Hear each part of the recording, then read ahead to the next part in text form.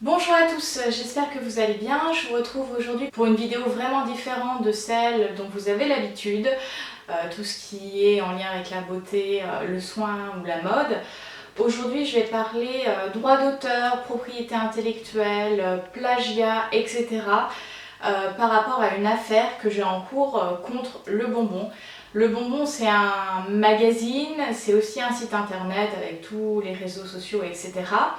Et j'ai eu envie de faire cette vidéo parce que je pense que c'est bien d'informer déjà mes collègues, blogueurs, créateurs de contenu, etc. Et aussi pour que les personnes qui sont auteurs d'une infraction, on va dire, n'aient pas la sensation qu'elles sont toutes puissantes, puisque parfois la loi peut être très compliquée à appliquer. Et je voulais vraiment dénoncer une pratique très courante sur internet. Alors, moi, ça fait plus de 7 ans que j'ai ce blog Marshmallow World. Avant, j'avais un autre blog que culinaire. Le but du blog, c'est de vraiment partager mes passions. C'est un lieu où je peux écrire parce que j'aime écrire. Et au fur et à mesure, j'ai vraiment développé une passion pour la photo. Donc voilà, c'est un vrai plaisir et un vrai challenge à chaque article de proposer des jolies photos, des jolies mises en scène, etc. Voilà, les photos que je fais, je pense qu'elles sont identifiables, comme pour certains autres créateurs de contenu, blogueurs, instagrammeurs, influenceurs, etc. Et en fait, depuis que je suis sur Instagram, c'est pas la première fois que je vois que des sites ou en tout cas des comptes Instagram relayent une de mes photos. Alors la majorité du temps, même s'ils ne le demandent pas, ils me taguent. Donc là, quand je vois que je suis taguée, j'ai déjà écrit en message privé pour dire vous ne m'avez pas demandé l'autorisation, donc soit vous me payez le droit à l'image sur cette photo, soit vous la retirez. Alors, il faut savoir que quand on est créateur de contenu, quand on a un blog, dès qu'on a un espace à son nom, tout ce qui est dessus nous appartient, on en est responsable. Alors, il y a des choses que l'on peut publier qui nous appartiennent dans le sens où on est l'auteur. Donc c'est là où on parle de droit d'auteur, donc par exemple le texte que j'écris, les photos que je prends, pour celles ou ceux qui font de la musique, donc ça va être la musique qu'ils publient sur des plateformes. Donc en fait, dès qu'une œuvre est créée, son auteur en est responsable, propriétaire et bénéficie de tous les droits sur cette création. On parle de jouissance. Et donc la loi protège tout ce qui est création. Après, il y a tout ce qui est de l'ordre industriel, les brevets, etc. qui demandent des démarches supplémentaires. Mais par exemple, vous écrivez un texte, un poème, vous publiez une photo, elle vous appartient.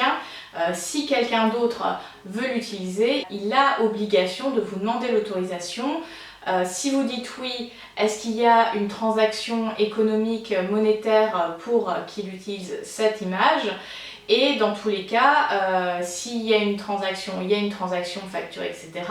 S'il n'y a pas de transaction, dans tous les cas, il y a le crédit mentionné et une durée d'utilisation de la photo qui est négociée. Maintenant, avec les moteurs de recherche, les réseaux sociaux, etc., c'est très facile de trouver de très belles images. Et finalement, on se dit, comme c'est sur internet, je ne vais pas forcément aller chercher s'il y a un droit d'auteur, s'il y a un copyright, je l'utilise et je m'en fous, quoi, tout simplement. Alors, mon expérience avec du vol de photos, ça a été notamment sur Instagram, où par exemple j'avais tagué une marque voilà, pour que les abonnés puissent savoir, je sais pas d'où vient le vêtement que je porte ou le bijou que je porte. Et parfois ces marques vont reposter les photos sans demander l'autorisation. Alors ça, c'est déjà un problème parce que ils vont utiliser quelque chose que nous avons créé. Et en fait, on pense que utiliser une photo, c'est gratuit. Non, ce n'est pas gratuit quand vous n'êtes pas l'auteur de la photo. En fait, l'auteur de la photo a tout droit sur sa création.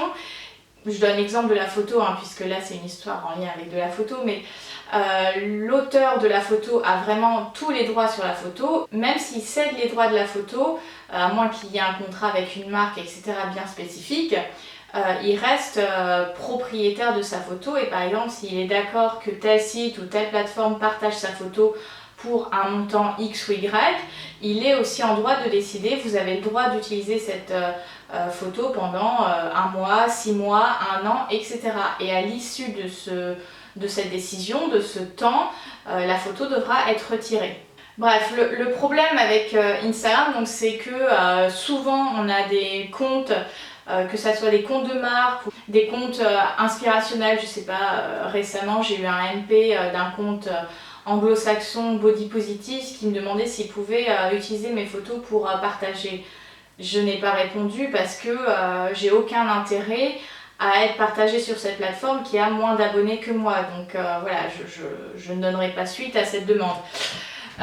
Mais j'ai eu des fois où je voyais la marque me taguer dans ses stories ou dans son feed à utiliser une de mes photos, et souvent c'est des photos avec mon visage, sans me demander l'autorisation. Et là ça pose problème parce que réaliser une photo, en fait les gens ne se rendent pas compte du coût à la fois temporel, financier, professionnel que ça a. Par exemple, pour faire une photo, déjà on a un matériel. Alors certains utilisent leur smartphone, moi j'utilise généralement un appareil qui est assez coûteux puisque c'est un appareil réflexe de chez Canon. Généralement j'ai un trépied avec moi, j'ai une télécommande. Après il y a le temps de traitement de la photo, donc c'est un temps de travail où vous avez aussi peut-être le coût d'un logiciel. Donc, par exemple, si j'utilise Lightroom, c'est un abonnement de 12 € par mois, donc ça a un coût qui s'impacte du coup sur la photo. C'est aussi le temps de traitement, donc est-ce que je vais passer 5 minutes sur le traitement de la photo ou 1 heure. Donc tout ça c'est un travail, et donc tout travail derrière une œuvre se chiffre, se calcule en euros, j'ai envie de vous dire. Et donc ces comptes, ces gens qui utilisent des photos sans déjà demander l'autorisation, nient complètement le travail qu'il y a derrière une création, que ce soit un texte, une photo, etc. Parce qu'en fait c'est un réel travail, et ce d'autant plus pour nous créateurs de contenu qui avons généralement un statut entrepreneurial. Par exemple, moi je suis auto-entrepreneur, mais certains ont une SARL, etc. Donc en fait, le fait d'être enregistré comme une entreprise, en fait vous nous volez notre gagne-pain, parce que par exemple, si une marque me contacte pour une collaboration, je vais chiffrer la prise de photo, la rédaction d'un texte, le partage sur les réseaux sociaux. Donc tout ça, ça a un coût. Alors en fonction du budget de la marque, on peut adapter voilà, certaines prestations, mais par exemple, faire un shooting photo, je le facture. Et le truc qui me rend dingue, c'est que du coup, quand tu négocies un contrat avec une marque qui reconnaît la qualité de ton travail et que par derrière, tu as des comptes ou des marques qui utilisent des photos à toi sans ton autorisation, en fait, ça vient te discréditer en fait, parce que d'un côté, tu as des marques qui reconnaissent ton travail, qui sont ok pour payer, et de l'autre côté, tu en as qui se servent tout simplement, et en gros, ils en ont rien à faire, tout simplement. Et du coup, toi qui au fur et à mesure essaye de te créer tout simplement un gagne-pain, un business, t'es court-circuité en fait, tout simplement. Donc voilà, moi sur Instagram, j'ai déjà eu des comptes qui avaient repartagé mes photos sans me demander l'autorisation, généralement en me mettant le crédit. Et quand je le vois et qu'il n'y a pas eu de demande d'autorisation, j'écris, je tag en story, et souvent ce que je mets c'est internet n'est pas une banque à images gratuite. Alors il faut savoir que sur la toile, si on veut utiliser des images sans les créer, il existe des banques d'images. Alors sur certaines il y a des images entre guillemets libres de droit, mais elles sont jamais à 100% libres de droit. Et puis par exemple il y a des photos que vous pouvez utiliser moyennant un abonnement ou un coût, etc. Par exemple pour mon autre plateforme en lien avec mon activité de psychologue, c'est assez rare que j'utilise mes propres photos. Je fais quelques photos, mais globalement j'utilise un site qui s'appelle Canva, et dessus il y a des photos où je n'ai pas à payer, puis des photos où je peux payer si celles-ci me plaisent, et je réalise mon contenu avec cette base de données. En parallèle de cette vidéo, je ferai aussi un article sur le blog qui parlera un petit peu plus spécifiquement de la législation, parce que je pense que c'est important pour celles et ceux qui sont dans le milieu ou qui ont la volonté de se lancer, d'être éclairer un petit peu sur ça parce qu'on se dit bon c'est fun, on s'amuse, etc. Sauf qu'il y a quand même des dispositions légales à respecter. Si je dois faire un parallèle grossier par exemple, je pourrais prendre une toile de Picasso, mettre mon nom à côté et dire voilà c'est mon travail. Non, c'est pas possible. Donc voilà, pour les créateurs de contenu, c'est le même principe. Pour parler plus spécifiquement de ma situation avec le site Le Bonbon, donc c'est en juin dernier, le même jour, je constate, alors j'étais sur Instagram et je suis un compte d'un pâtissier amateur et il partage en story un article sur ses réalisations et choc, l'article en question reprenait une de mes photos. Donc c'était sur la boulangerie The French Bastard et le pâtissier en question c'est Moulay Fanny. Tout de suite je prends un screenshot et je tag en story le site qui en plus a le mot marketing dans son URL. Donc à un moment tu te dis mais quelqu'un qui se vend comme professionnel, à quel moment tu peux être ignorant de la loi? Et on me répond oui, on savait pas, machin et tout, sauf qu'en fait, autre information que je souhaite partager, sur mon blog, j'optimise le référencement de mes photos. Qu'est-ce que ça veut dire? Ça veut dire que quand je télécharge ma photo, ce n'est pas une photo qui est intitulée img-un chiffre.jpg, c'est-à-dire la manière dont la photo est prise par l'appareil. Je renomme toujours mes photos parce que cela permet, via notamment Google Images, s'il ne faut citer qu'un moteur de recherche, quelqu'un qui tape un mot-clé qui fait partie des mots-clés sur la photo va tomber sur ma photo et pourra peut-être visiter mon blog. Donc c'est un moyen d'attirer du trafic en fait sur son blog. Donc pour mes photos, depuis quelques années maintenant, je les renomme avec Marshmallow World, donc le nom du blog, tiré, le mot-clé, donc ça peut être, je sais pas, brioche, robe en lin, enfin bon, peu importe, mais il y a un mot-clé, .jpeg. Et du coup, quand tu fais une recherche sur Google Images et que tu tombes sur mon image, quand tu vas l'enregistrer, tu auras forcément Marshmallow World le mot-clé .jpeg. En fait, tu ne peux pas ne pas savoir que c'est mon image.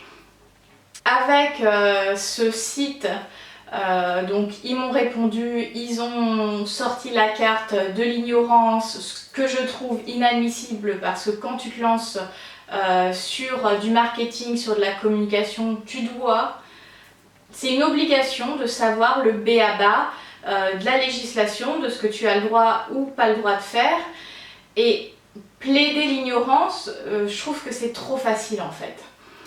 Et le même jour, donc en partageant cette vidéo en story sur Instagram, j'ai l'attaché de presse de la marque Pralus, donc, qui est une marque dont je parle assez souvent, hein, qui fait de la pâtisserie, de la chocolaterie, etc. Qui m'écrit en me disant « Sarah, tu sais, ce n'est pas le seul site qui utilise tes photos sans autorisation. Il y a Le Bonbon qui a repris ta photo sur la praluline. » Donc la praluline, c'est un article que j'avais fait en 2018, donc ça remonte un peu. Et c'était suite à la rencontre avec l'équipe de chez Pralus lors du salon du chocolat. J'avais bien connecté avec eux, ils m'avaient offert pas mal de petites choses à tester. Et en plus c'était pile au moment de mon anniversaire, donc je me suis dit je vais faire un super setup, une super scénographie pour à la fois partager leurs produits et faire un article sur cette rencontre, sur ce qu'ils font, etc. Puisque c'est vraiment un savoir-faire à la française, quelque chose que j'aime bien mettre en avant sur le blog. Le Bonbon, je vais visiter leur site et je ne sais pas si vous connaissez leur site, vous avez différentes villes référencées, Paris, Lyon, Marseille, Montpellier, Lille, etc. Et ce que me disait l'attaché de presse, c'est qu'eux-mêmes ont fait un courrier d'avocat au Bonbon parce qu'ils mettent en avant qu'ils ont récupéré la recette officielle de Pralus alors que c'est une recette bien gardée, qu'il y a des brevets déposés à l'INPI, etc. Donc c'est finalement quelque chose de protégé. Et donc tout le monde ne peut pas utiliser le mot praluline ou la recette comme il le souhaite.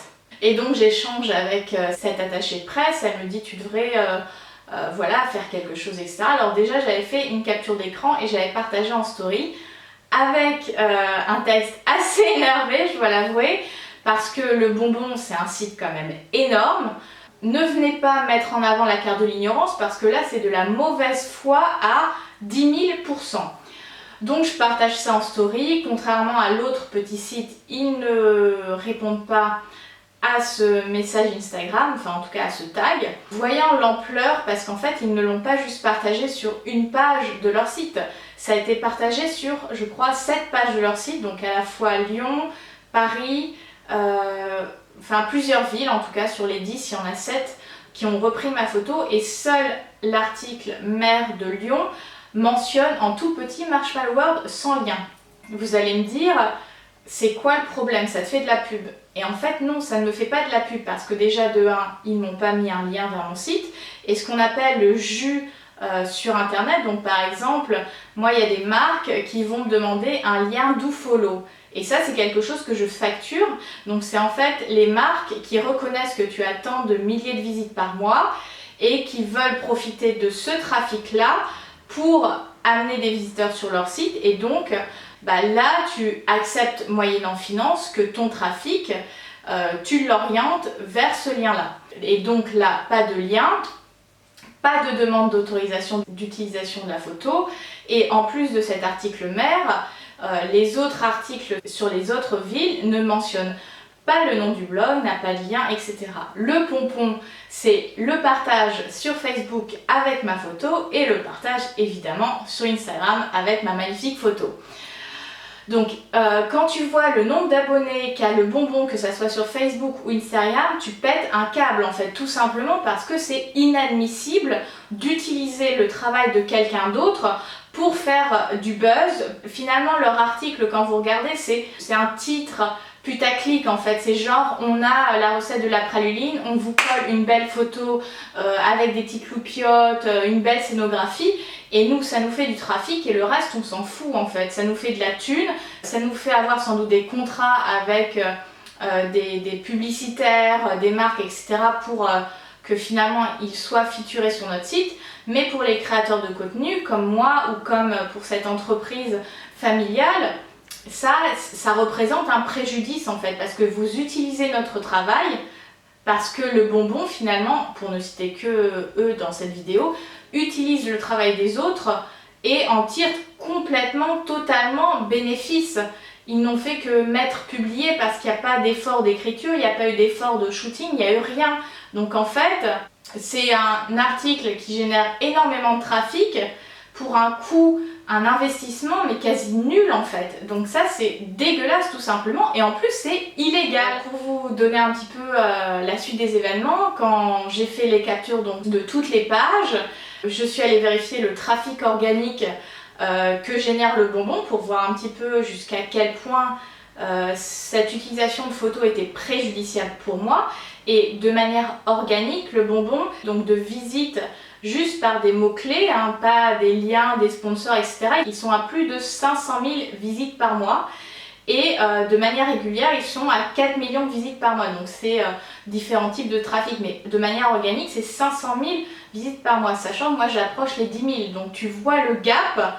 Et en faisant ma petite enquête, en tapant par exemple dans Google Images le mot-clé praluline, c'est d'abord leur photo, enfin ma photo sur leur plateforme qui apparaît, et seulement en bas de page ma photo sur mon site. Donc en fait ça vient aussi complètement me court-circuiter le référencement et l'optimisation que je fais par défaut sur mon site. Eux ils ont pris ma photo, ils ont 4 millions de vues, c'est bon, le mot-clé ça leur amène tout le trafic, et moi créatrice de contenu à mon compte, je suis relayée au ras des pâquerettes. À quel moment on se dit mais c'est ok? Non, ce n'est pas ok. Donc voilà, j'accumule les preuves et du coup je me renseigne sur quelle démarche je peux faire. Au départ, je pensais passer par une avocate ou un avocat spécialisé dans la propriété intellectuelle, puisque cela existe, mais malheureusement le coût est assez dissuasif pour des personnes avec une auto-entreprise ou à leur compte qui n'ont pas des budgets d'entreprise, de société pour attaquer ce type d'entreprise comme le bonbon, hein, qui représente énormément de vues, d'argent, etc. Puisque c'est pas un petit compte sur le web, hein, le bonbon. Quand on m'annonce un tarif horaire d'à peu près 300 € hors taxe, je me dis juste pour faire un courrier d'avocat, ça fait assez cher. Du coup, je suis passée par une autre avocate qui est dans mon cercle d'amis, qui m'a proposé donc un forfait qui était adapté à ce que je pouvais mettre dans cette affaire. Et en parallèle, on a aussi fait ce qu'on appelle un constat d'huissier. Donc le constat d'huissier, c'est ce qui permet de manière totalement neutre et légale de voir effectivement telle société, telle entreprise a utilisé le travail de telle personne, etc. Même sur internet, que ce soit des pages web, des réseaux sociaux, des SMS, des mails, c'est quelque chose d'envisageable. Moi je suis passée par un huissier qui était de la région toulousaine parce que déjà j'ai beaucoup apprécié son site, tout était très clairement expliqué. Et en fait, vous pouvez prendre un huissier n'importe où sur le territoire puisque maintenant ils ont une juridiction nationale. Et donc mon avocate prépare le courrier avec les pièces à conviction, j'allais dire, mais en tout cas les preuves.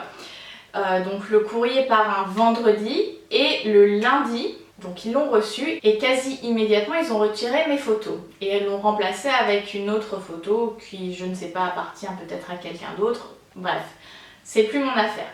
Mais en tout cas, dans ce courrier-là, donc on fait la liste de ce qu'on a constaté.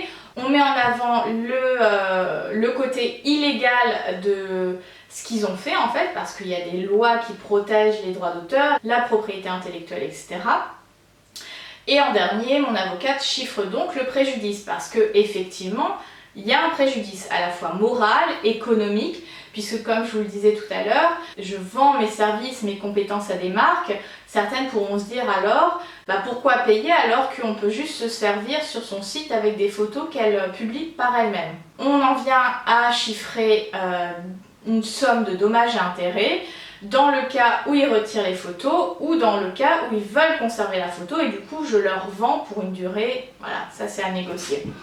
Donc le bonbon retire les photos immédiatement. Alors déjà mon avocate était hallucinée de la rapidité de la réaction du bonbon. Et là ça doit faire, au moment où je publie cette vidéo, ça doit faire 15 jours qu'ils ont reçu le recommandé. Ils n'ont toujours pas répondu à mon avocate et en fait c'est pour ça que je fais cette vidéo. Pour montrer que ce n'est pas parce qu'ils retirent une photo et qu'ils ne répondent pas, qu'ils font le mort, que l'histoire est enterrée. Et c'est pour ça que je fais cette vidéo, déjà pour alerter les créateurs de contenu qu'il y a des démarches qui sont possibles, et aussi peut-être pour alerter le législateur que, par exemple, avoir des avocats à la propriété intellectuelle pour des créateurs de contenu avec une auto-entreprise à 300 € hors taxe de l'heure, c'est juste pas possible. Il faudrait trouver un moyen de dénoncer l'utilisation non légale des créations d'une personne beaucoup plus facilement, que ça soit comme par exemple le harcèlement sur la toile, qu'il y ait un site utilisation illégale de mon contenu et que une instance juridique puisse alpaguer le fautif ou la fautive avec une amende et puis voilà, en fait que ça soit comme l'internet, beaucoup plus rapide, beaucoup plus automatique, parce qu'en fait ces gens-là ils retirent la photo, font le mort et pensent que ça y est, l'affaire est pliée. Mais en fait ils me connaissent pas, moi je vais pas lâcher parce que mec, enfin vous vendez, que vous avez 4 millions de vues, vous pensez parce que vous êtes un gros poisson, qu'un petit poisson comme moi va pas essayer de se défendre, c'est vous fourrer le doigt dans l'œil très très profond. Donc voilà, c'est pour ça que je fais cette vidéo, déjà pour alerter, pour informer et aussi pour que ces grosses entreprises, ces gros éditeurs se disent on n'a pas le droit de tout faire. Face à la loi, on devrait être égaux, donc si tu fais quelque chose qui n'est pas légal, tu dois être puni. Alors, il y a des sujets qui laissent à désirer, hein, on ne parlera pas des violences conjugales, machin et tout, hein, qui est une partie de mon travail. Mais en tout cas, pour moi, cette affaire, je vais pas la lâcher parce que c'est juste injuste et c'est pas légal. Donc en fait, les gars, je vais vous faire chier, quoi, en fait, tout simplement. Donc on va à nouveau relancer le bonbon avec un courrier. Et puis s'il faut attenter quelque chose en justice, je le ferai. Mais en tout cas, moi, je vous invite, si vous constatez que quelqu'un utilise une photo ou un contenu à vous sans autorisation, en fait, je me dis ça sert plus à grand chose de les contacter, c'est tout de suite. Si vous avez quelqu'un voilà, dans votre entourage ou un avocat avec qui vous avez un bon feeling, il vous fait un courrier d'avocat pour 150-200 € et ça part en fait. Et ça laisse une trace juridique, légale autour du dossier, parce que si vous leur écrivez sur Instagram, ils retirent. Même si vous faites une capture d'écran, finalement c'est fait, c'est parti. Et il y a beaucoup moins de preuves tout simplement. Vraiment, moi j'aimerais bien que tout le monde ne laisse plus rien passer parce qu'en fait, c'est déjà assez compliqué d'évoluer dans ce milieu-là parce qu'il y a énormément de concurrence, que tout va très vite sur internet et si les éditeurs, que ce soit les magazines ou enfin en tout cas ces grosses boîtes utilisent notre travail en toute impunité, on va arrêter de bosser quoi, tout simplement, comme ça, et eux ils prendront des shootings à 15 000 € et l'affaire est pliée quoi, enfin c'est pas possible. Donc comme vous voyez, c'est une histoire qui me tient vraiment à cœur, que je ne vais pas laisser tomber parce que c'est juste impensable de laisser ces gens faire ce qu'ils veulent, sachant que c'est pas non plus une très grosse équipe hein, sur le versant digital du bonbon, c'est peut-être 15-20 personnes, donc pour moi ces gens-là doivent être mis face à leurs responsabilités et au préjudice en fait qu'ils me causent, parce que pour ceux qui me connaissent, vous savez toute l'organisation qu'il y a derrière un shooting en fait, sans compter, bon, il y a le matériel, mais sans compter aussi des fois tous les accessoires de déco que tu achètes ou dans lesquels tu investis, enfin c'est trop facile sinon dans l'histoire. Vraiment, moi je vous invite, si vous êtes victime de ce type d'utilisation illégale de votre contenu, de ne pas laisser passer. En fait, je pense qu'il faudrait avoir le réflexe toujours de le dénoncer, parce qu'en fait, tant qu'on fait rien, ça bougera pas. Donc il faut vraiment qu'on se fasse respecter en tant que créateur de contenu, en tant qu'entreprise tout simplement. On a des dispositions légales, on a un cadre juridique, donc faut l'utiliser. Donc si vous êtes victime, moi je vous invite à faire comme moi, à dénoncer ce type de pratique et espérer que plus ça se dénonce et plus il y a une régulation et une vigilance du législateur autour de ce problème-là, parce que c'est un réel problème de fond pour tout ce qui est des créations de contenu sur la toile. Moi j'aimerais bien aussi, si vous pouvez me rendre ce service, de partager cette vidéo, de la commenter, pour en fait qu'on fasse chier le bonbon tout simplement, pour leur montrer que c'est pas parce qu'on est des petits qu'on est sans pouvoir et qu'ils peuvent nous marcher dessus comme ils veulent en fait, tout simplement. Et voilà en fait, donc si vous pouvez la partager, que ça soit sur les réseaux sociaux, que ça soit sur Facebook, Twitter, en story Instagram, et de taguer le bonbon, ça me rendrait grandement service, parce qu'en fait en taguant le bonbon, ça alertera en fait tous les autres sites et toutes les autres entreprises qui peuvent utiliser de manière illégale nos contenus à nous, auto-entrepreneurs, créateurs de contenu, blogueurs, etc. Et il faut que ça s'arrête en fait, parce que eux gagnent tout l'argent qu'il y a à gagner dessus et nous derrière on ramasse des miettes, donc non, c'est pas juste. En tout cas, je vous remercie d'avoir regardé cette vidéo. J'espère que on avancera vers du mieux par rapport à cette question de vol de photos, d'utilisation non contrôlée de certains contenus sur internet. N'hésitez pas à vous abonner à la chaîne, à me laisser un petit like, etc. et à interagir avec moi si vous avez des idées d'action ou si vous-même vous êtes passé par des démarches légales, juridiques pour attenter une action contre quelqu'un qui avait utilisé à votre insu quelque chose dont vous étiez l'auteur. Je vous souhaite une excellente journée, j'espère que cette affaire va trouver solution, parce que voilà, quand il y a un problème, il y a forcément une solution. Je vous dis à très bientôt, bye!